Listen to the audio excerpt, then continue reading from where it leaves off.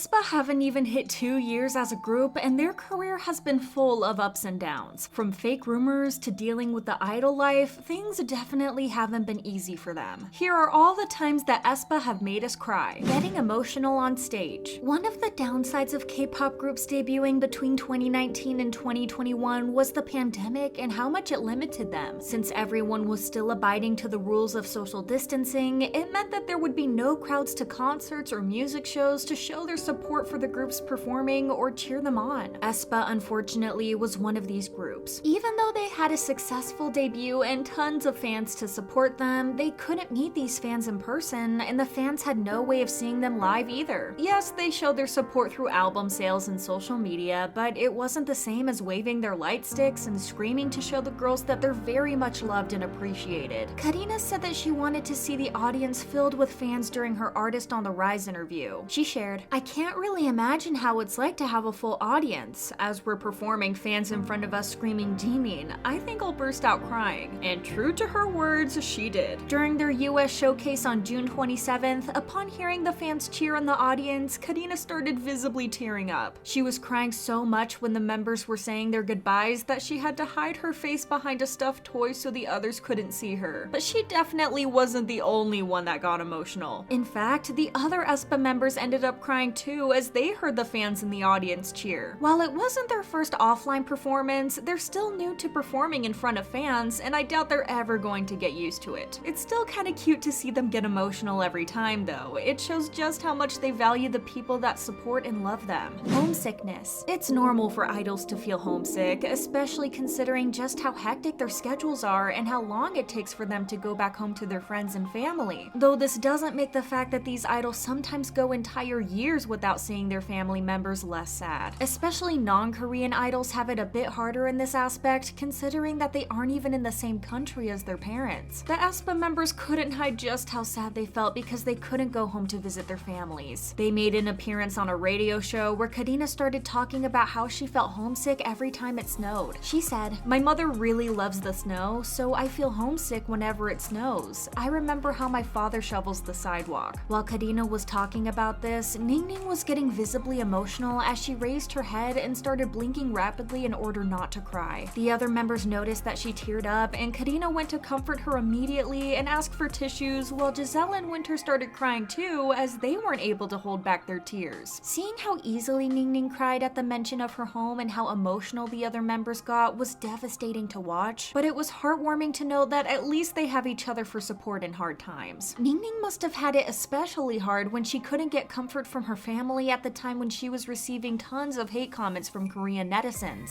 Forced to grow up fast. There were a lot of things said during Aespa's Artist on the Rise interview, but nothing hurt more than when Karina talked about her childhood. While the members are usually very private about their lives, Karina shared something about her childhood that brought tears to the fans' eyes. She said that when she was a child, her parents weren't around a lot because of their jobs. Her mother's job remains unknown, but it is said that her father is a former member of the Marine Corps, so it would make sense for him not to be present during her childhood. Due to them being away most of the time, she was basically raised by her grandmother, so she had to mature earlier and didn't get to enjoy her childhood as much as she wanted to. She said, "Both of my parents worked, so my grandma basically raised me, so I think I matured very quickly." As she was talking about this, you could see the tears in her eyes, and it seriously broke people's hearts. She also had to mature faster when she became an idol because even though every job comes with its hardships, idols deal with so much while being in the public eye. It gets even worse when you consider how young they were when they came into the spotlight. They need to grow thick skin in order to face the public and deal with their comments. She's such a wonderful and incredibly strong person, and I hope she knows it. Sad reality. While this video directly ties up to the storyline Aespa has been building ever since debut, it also shows a sad reality of idols' lives. In this episode, the Black Mamba, the main villain in Kwangya that Aespa is trying to defeat, attacks each member by targeting their weaknesses. Karina's weakness seems to be about the insecurities that are created by social media. Her part in the video shows that people have so much expectations and demand a lot from her, especially perfection. This causes her to develop insecurities as the expectations are causing a heavy burden on her, and it all culminates in her having a lot of doubts about herself. Winter's weakness revolves around the effect fake rumors and gossip are having on her. She was surrounded by malicious and untrue comments about her that had no source to back them up. She's literally being haunted haunted by a past that doesn't exist. Giselle, on the other hand, is being taunted by public pressure, feeling as if she's always being watched. Every breath she takes, every step she makes is being heavily monitored as people are waiting for her to mess up because as soon as she does, she'll become entertaining for the media. In fact, they're so thirsty for entertainment that the media keeps making up personas of her online, none of them which reflect her true self. She wants to be her real self, not the person that the media made up based on her. Ningning's part is the most obvious.